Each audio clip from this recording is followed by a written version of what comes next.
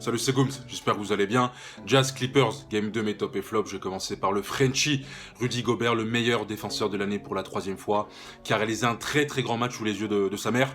13 points, 20 rebonds, 2 steals, 3 blocs, impérial. Et moi, ce qui m'impressionne le plus avec lui, c'est son évolution. Je me souviens, lorsqu'il est arrivé du côté du Jazz, il était le backup d'Enes Kanter, le backup de Derek Favors. Je me souviens des fois, il sortait de la rotation contre le small ball des Warriors et des Rockets.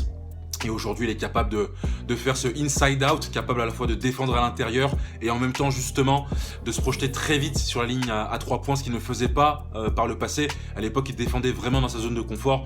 Et aujourd'hui, il est capable de se projeter comme un fou furieux. C'est comme ça qu'il a bloqué d'ailleurs le shoot de Marcus Morris. Et c'est comme ça aussi qu'il a joué hier. Il a été impérial, le français. Et il a vraiment honoré son 3e titre de défenseur de l'année. Le deuxième joueur, excusez-moi, c'est Jordan Clarkson. 24 points, 66% à 3 points, 60% au shoot.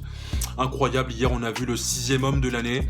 Il a rentré des très très gros shoots, des shoots de l'espace qui relevaient un peu de l'impossible. Il en a mis un sur Luke Kennard que je vous invite à aller voir, mais il a été incroyable et surtout il a su prendre le relais de Donovan Mitchell en deuxième mi-temps quand ce dernier était un peu plus en difficulté. Et je finirai donc par Spida Mitchell qui a fini avec 37 points, mais qui a été inconstant sur le match. Il a commencé très très fort en inscrivant 30 points, en rentrant des shoots de fou furieux, notamment du logo. Puis en deuxième mi-temps, il a été mieux pris défensivement par Kawhi, Paul George, Morris, et on l'a moins senti dans le match. Il finira avec 7 points en deuxième mi-temps, dont 5 dans le 4e, et surtout avec une blessure à la cheville qu'il faudrait surveiller pour la suite. Donc voilà mes tops pour ce match, Jazz Clippers, Game 2, donnez-moi les vôtres.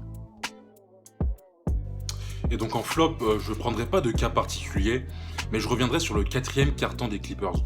En fait, ça a été un match bizarre. En fait, comme les matchs des Clippers généralement en playoff, des matchs avec des hauts et des bas assez incompréhensibles. Il faut savoir que dans le 3e quart-temps, le Jazz menait de 21 points.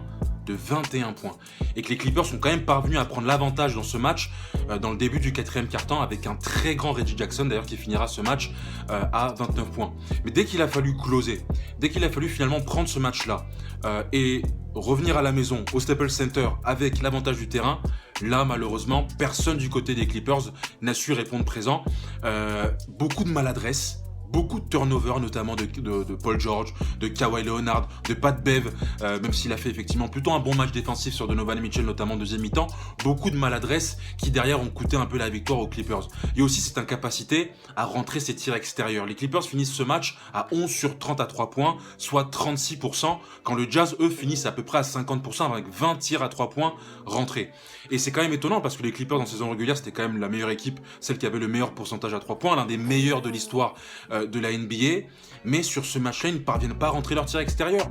Et c'est d'autant plus important que l'accès à la raquette est bloqué par Rudy Gobert. Rudy Gobert, aujourd'hui, il bloque l'accès à tout lay-up. C'est trop dur de mettre des lay-up face aux Français aujourd'hui. Donc il faut que tu rentres tes tirs à mi-distance et tes tirs à 3 points. Et hier, on a vu un Morris qui a eu des wide open shots et qui les a ratés. 0 sur 5. On a vu un Paul George à 2 sur 6. Kawhi qui n'a pris que 4 tirs à 3 points. Non, il faut vraiment qu'ils rentrent leur tir extérieur. Enfin, Kawhi, qui a été trop timide dans le 4e quart-temps. J'attends beaucoup plus du patron des Clippers. Dans le Money Time, hier, il finit avec un 1 sur 3 au tir et 2 turnovers. Alors je comprends, Bogdanovic est un bon défenseur. Il avait déjà fait du bon boulot du côté des Pacers lorsqu'ils avaient affronté LeBron en 2018 en allant jusqu'à 7 matchs. Mais Bogdanovic, c'est pas Tony Allen. Kawhi doit prendre justement la mesure, doit dominer Bogey et permettre aux Clippers de closer ce game et de rentrer aux Staples avec l'avantage du terrain. Donc voici mon flop pour ce match. Jazz Clippers Game 2. Donnez-moi vos flops. Prenez soin de vous. À très vite. On est ensemble.